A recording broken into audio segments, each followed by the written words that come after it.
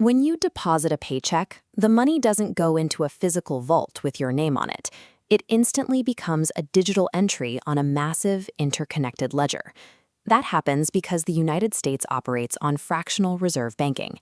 The bank only keeps a small fraction of your cash, usually about 10%, as liquid reserves to handle daily withdrawals. The remaining 90% is immediately funneled into a lending and investment pool. To generate yield, the bank locks that pool into long-term investments. They buy 10-year U.S. Treasury bonds and fund 30-year residential mortgages. This works perfectly until interest rates rise rapidly. When the Federal Reserve hikes rates, the market value of those older, low-yield bonds drops. If the bank's liabilities, meaning your deposits, suddenly exceed the new, lower value of its assets, the institution hits a state called insolvency. This mathematical reality turns a supposedly safe haven into a highly sensitive balancing act. Its survival is completely dependent on the assumption that only a small fraction of customers will ever ask for their money on the same day. A bank can actually be solvent on paper, holding assets that will eventually pay out, but still become illiquid. Illiquidity means the bank simply cannot sell those long-term assets and access cash fast enough to hand you your money today. In the past, a bank run meant standing in line around the block. Today, a social media panic can trigger a digital run. Customers can drain billions of dollars in a matter of hours using mobile banking apps. We saw this play out in March 2023 at Silicon Valley Bank. Driven by rumors on platforms like Twitter and WhatsApp, depositors pulled $40 billion out of the institution in a single day. The scale and speed of those withdrawals broke the bank entirely. From the first signs of trouble to complete collapse, it took just 48 hours. California state regulators had no choice but to step in and shut the institution down. When a financial institution reaches that breaking point, the government acts aggressively.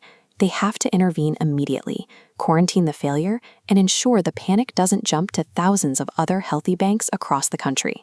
Long before a bank openly collapses, federal regulators are watching. Agencies track specific capital ratios and issue CAMELS ratings to closely monitor a bank's internal health. If those ratios fall too low and the bank cannot raise fresh capital, regulators prepare for closure. They deliberately wait until Friday evening, after normal business hours, to officially revoke the bank's charter so they don't interrupt active customer transactions. The moment that charter is revoked, the Federal Deposit Insurance Corporation, the FDIC, is appointed as receiver. A team of federal agents swarms the headquarters and posts physical closure notices on the glass doors. Inside, the takeover is absolute. The FDIC immediately fires the executive management team, seizes control of all IT servers and physical assets, and launches a frantic 48-hour audit of the bank's ledgers. This synchronized Friday night seizure is designed to freeze the institution in time.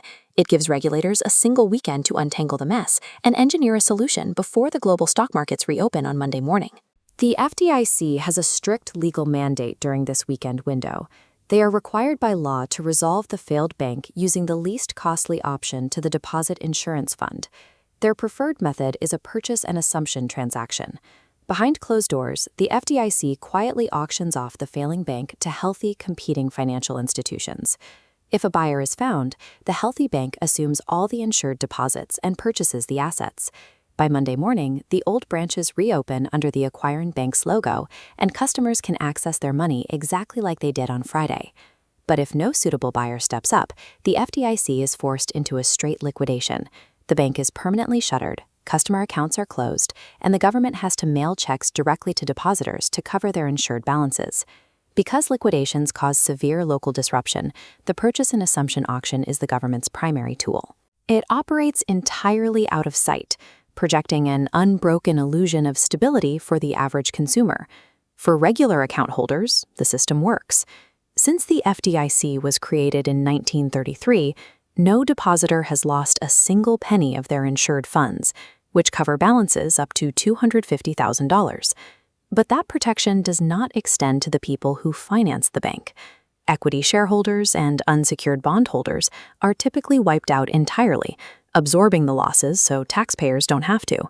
The true damage hits the broader economy through credit contraction.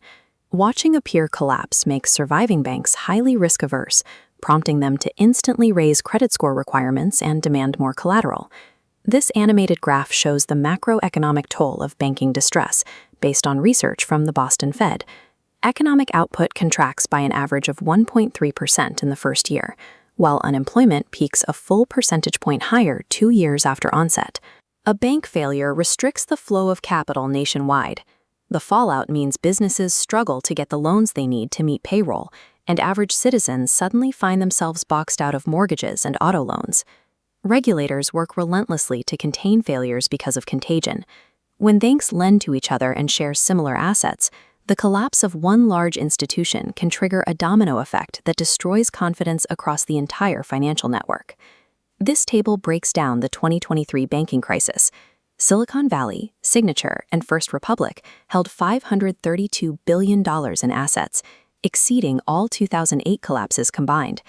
This unprecedented size forced the government to invoke a systemic risk exception, guaranteeing all deposits to prevent nationwide panic.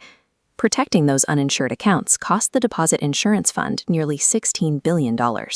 This sparked an intense policy debate over moral hazard, raising the crucial question of whether bailing out massive corporate accounts encourages other banks to take reckless risks.